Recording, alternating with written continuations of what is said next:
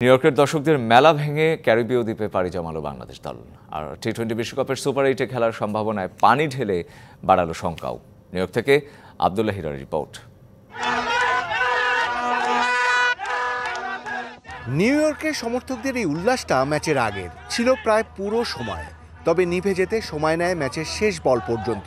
জেতা ম্যাচটা কিভাবে হেরে গেল বাংলাদেশ, উত্তর মেলে না।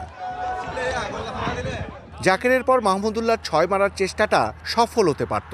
লেগ বাই থেকে পাওনা 4 রানটা ফিল্ড আম্পায়ার কিভাবে চোখ এড়ালো? কাকে দায়ী করবেন সমালোচকরা? ক্রিকেটারদের ভাগ্য নাকি পারফরমেন্স? এমন একটা ম্যাচে সাকিব কিছুই দিতে পারেননি। 37 রান দিলেও শেষ মুহূর্তে তাওহিদ হৃদয়কেই বেশি মনে পড়েছে সমর্থকদের। এমন হতাশার স্মৃতি রেখে নিউ ইয়র্ক পাঠ শেষ করল বাংলাদেশ। সন্ধ্যায় শান্তরা ধরে সেন্ট ভিনসেন্টের চার্টার্ড ফ্লাইট। বুধবার থেকে অনুশীলন। শান্তরা ওখানেই খেলবে গ্রুপ পর্বের বাকি 2 ম্যাচ।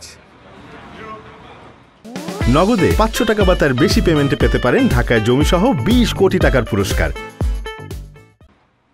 বাংলাদেশের তীরে এসে তরি ডোবার গল্প তো পুরনো, এবারও তার ব্যতিক্রম হলো না। সুযোগ ছিল সুপার 8-এর পথটা অনেক সহজ করার, সেটা হলো না। সাউথ আফ্রিকাকে কাছে পেয়েও হারাতে পারল না বাংলাদেশ। এতে করে বাংলাদেশকে এখন নেদারল্যান্ডস ও নেপালের বিপক্ষে ম্যাচে ভালো খেলে জিততে হবে, তাহলে হয়তো সুপার 8-এর পথটা হবে বাংলাদেশের জন্য নিশ্চিত। Abdullah Hira, DBC news, Nassau cricket ground, New York, যুক্তরাষ্ট্র।